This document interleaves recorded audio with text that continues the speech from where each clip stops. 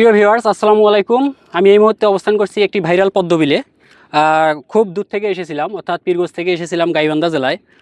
অনেক কষ্ট করে আসার পরেও মনটা খুব খারাপ হয়ে গেল, কারণ আমি যে পদ্ম ফুলগুলো দেখে এখানে এসেছিলাম সেগুলো কিন্তু এখানে আর নেই, অর্থাৎ সৌন্দর্য মলিন হয়ে গেছে। এর অন্যতম কারণ বা আমি দায়ী করব এই মানুষকেই দায়ী করব, অর্থাৎ তারা কিন্তু সৌন্দর্য দেখতে এসে সৌন্দর্যের বিনাশ করছে। আসলে আমরা এখন এখানে একজন স্থানীয় ভাইয়ের সঙ্গে কথা বলবো।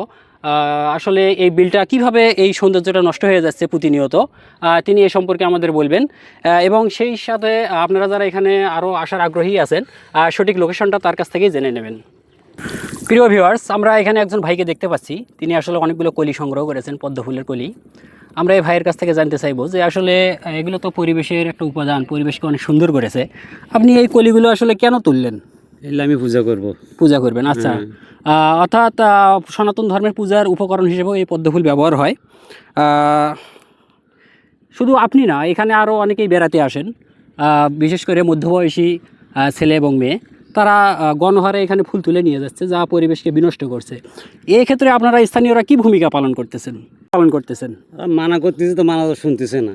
আচ্ছা আচ্ছা, ঠিক আছে, এখন কাক কয়জনা মানা করে, এইভাবে ফুল কয়জনা কাকটায়।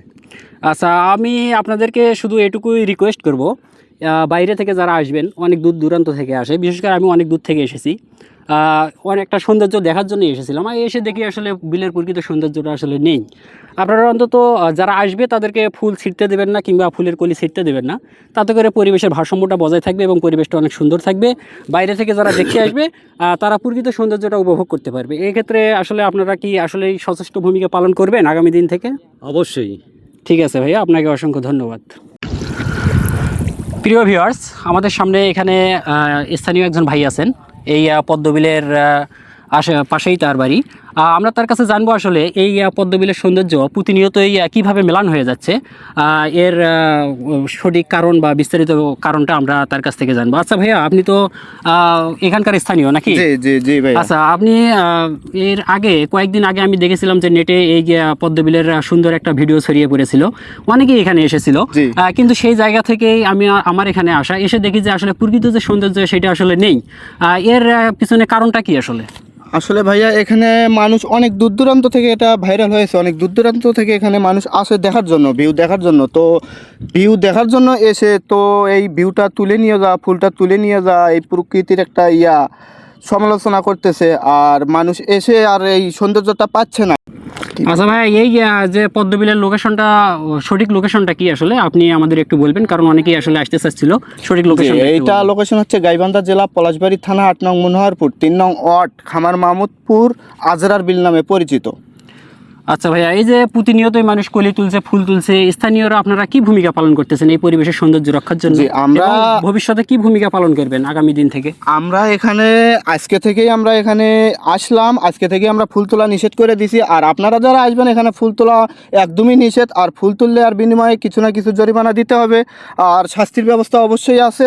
আপনারা আসবেন, পিক তুলবেন, মজা নেবেন, দেখবেন প্রকৃতির আবহাওয়া দেখবেন, চলে যাবেন, কিন্তু এখানে ফুল তোলা একদমই নিষেধ করে দিছি আমরা ভাইয়া। প্রিয় ভিউয়ার্স, এখানে এসে মনটা খুব খারাপ হয়ে গেল। আমি যে উদ্দেশ্যে এসেছিলাম, অর্থাৎ এই ভাইরাল পদ্মবিলের প্রকৃত সৌন্দর্য আপনাদের সামনে তুলে ধরবো, কিন্তু মানুষ আসলে কতটা বিপজ্জনক পরিবেশের জন্য আপনারা খেয়াল করুন। এখানে কিন্তু ফুলের কোনো অস্তিত্ব নেই, অর্থাৎ পুরো বাগানটা এলোমেলো করেছে, তছনছ করেছে, লণ্ডভণ্ড করেছে। অর্থাৎ আমি সকলের উদ্দেশ্যে এটুকুই বলবো, যারা প্রকৃতিপ্রেমী আছেন, ভ্রমণ পিয়াসী আছেন, আপনারা এখানে আসবেন, কিন্তু কখনোই ফুল ছিঁড়বেন না। ফুল একটি পরিবেশের সুন্দর উপাদান, পরিবেশকে সুন্দর করে এবং সৌন্দর্যমণ্ডিত করার পাশাপাশি মানুষের মনকেও প্রফুল্ল করে। অর্থাৎ আমরা বিবেক দিয়ে কাজ করব, আমরা দেখতে আসবো ঠিকই, কিন্তু পরিবেশের সৌন্দর্য মেলান করব না, ফুল ছিঁড়ব না। ধন্যবাদ।